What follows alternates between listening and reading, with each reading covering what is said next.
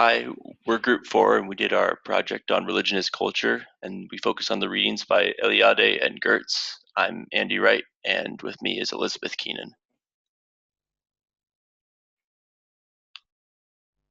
So Mircea Eliade, he was a humanist scholar and historian who was born in Bucharest in about 1907. He wrote tons of different reviews, opinions, and other works, and he had over 100 by the time he was 18 years old.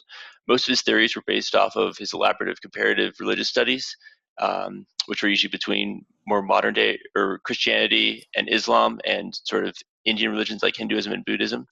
And so he went to India to study the archaic religions at University of Calcutta. Some of his more opinionated ideas were he directly opposed the reductionist theory. He noted a strong connection between history and religion.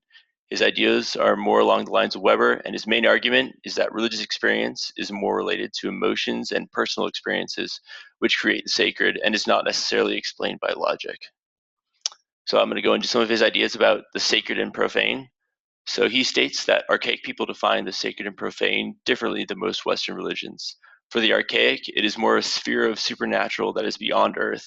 It has a changeless, perfect form that contains power, order, and beauty. They can be viewed as models of two different worlds. So the profane is not only personal, though, it is a changeable, chaotic, and sort of dreary realm of regular human life that has hardship, suffering, and death. And he believed that through his studies that when the sacred is manifested into a symbol, item, or place after a hierophany, which is basically when a sort of magical event happens at a specific area or with a specific item, it is established as sacred because it appears to the religious man as something different than the profane. And so I'll talk a bit about history and space and symbols as it refers to the sacred. So Eliade noted that different historical conditions like economic and cultural differences can lead to differences in religious experiences. For example, if you look at Native Americans and their relationship to nature and Europeans and the relationship to nature, those two different religious experiences are different and sort of tailored to their each unique location and history. And just like an object can be sacred, so can a place or space. So it comes out of the profane, similar to how an object or symbol becomes sacred. After a hierophany has occurred, the sacred manifests itself as something different, making the place special. The profane in this case, however, with this, the profane isn't always homogeneous because there's different levels of importance in the profane. For example, if you look at a man's home, it's going to be more important to him than where he works or where he spends leisure time.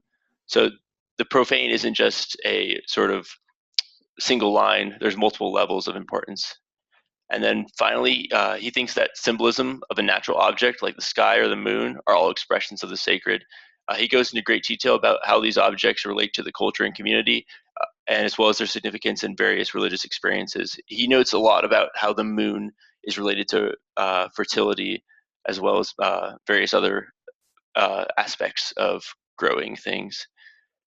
So some criticisms of Eliade, while he brings up some very good points about how religious experience manifests itself in communities and how it is very personal, he jumps to a lot of conclusions about how it gets from the personal level to only one person to the whole community. Just because one or a few people can experience the hierophany doesn't mean that it is sacred for everyone. So I think he makes too many generalizations. And then another criticism I have had of him was that he lacks a lot of empirical evidence. While logic and evidence don't always have their place in religion, most of Eliade's work is based off of comparative studies. And while they do provide some insight and meaning and have some merit, his study groups are small and he does not base his conclusions off potential empirical data. And so our first discussion question for everyone is compare and contrast two or three different religious experiences and how the community's history played a role in determining what is viewed as sacred and what is viewed as profane. Now I'm going to do a quick social connection. So this video by Rick Steves, he sort of discusses the conflict in Israel-Palestine, and he goes over various examples and places in each area that are sort of sacred to each different religion. And so it kind of leads to fighting over who has the rights to settle near each visit. And so if you look at the bottom part of this page, the video is about 45 minutes, so I've cut out a couple sections that you can watch and you'll get the gist of it. So there's sort of an intro between minute 7 and 8:36. It talks about the West Wall for Judaism between minute 9 and 9:38, the Church of the Holy Sepulchre from 9:58 to 10:38, and then the Tomb of Abraham from 41:36 to 44:09. And so once you finish watching those brief sections, we have a second discussion question, which is discuss some of the sacred places in Israel and Palestine and how these areas have led to conflict between cultures for centuries. Why are these places so important to each? And do you think there's room for compromise? And Elizabeth will take it off with Geertz. Okay, so I talked about Clifford Geertz. He was a humanist scholar and he was from San Francisco. He argued that serious cultural inquiries required direct contact with the society being studied. So in his studies, he traveled to Indonesia to study the religion of Java and to Morocco to study Islam. He attended Harvard University, where he observed the strong American tradition of anthropology, and he developed his own method, which he calls symbolic or interpretive anthropology. This way of thinking emphasizes a humanistic effort to interpret human culture, giving full weight to the role of ideas, beliefs, and emotions that confer meaning on life's activities.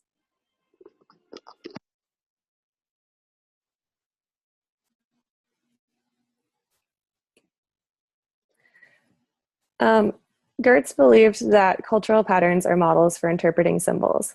He broke these down into two categories in his work: religion, as which it was called religion as a cultural system, models of which stress the importance of manipulation of strong symbol structures to bring them into parallel with pre-established non-symbolic systems, and models for stressing the importance of manipulation of non-symbolic systems in terms of the relationships expressed in the symbolic.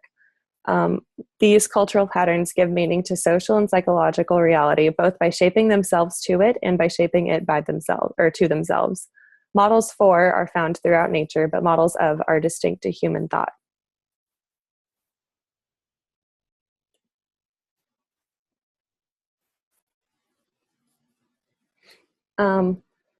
So Geertz defined religion as a system of symbols which acts to establish powerful, persuasive, and long-lasting moods and motivations in men by formulating conceptions of a general order of existence and clothing these conceptions with such an aura of factuality that the moods and motivations seem uniquely realistic. And that's directly from Powell's on page 349. He defines a symbol as any object, act, event, quality, or relation which serves as a vehicle for a conception or meaning. And finally, he defines cultural patterns as systems or complexes of symbols and with a generic trait of importance is that they're extrinsic sources of information. They lie outside boundaries of the individual organism.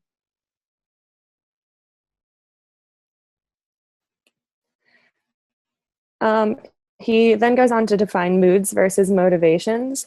So motivation is a chronic tendency to perform certain sorts of acts and experience certain sorts of feelings in certain sorts of situations. And moods are general rubrics that actually conceal enormous empirical variousness from the dispositions involved. So motives have a directional cast and describe a certain overall course, while moods vary only in intensity and go nowhere. So we interpret moods in terms of their sources, like people are industrious because they want to succeed, or they're worried because they are conscious of war, or so on.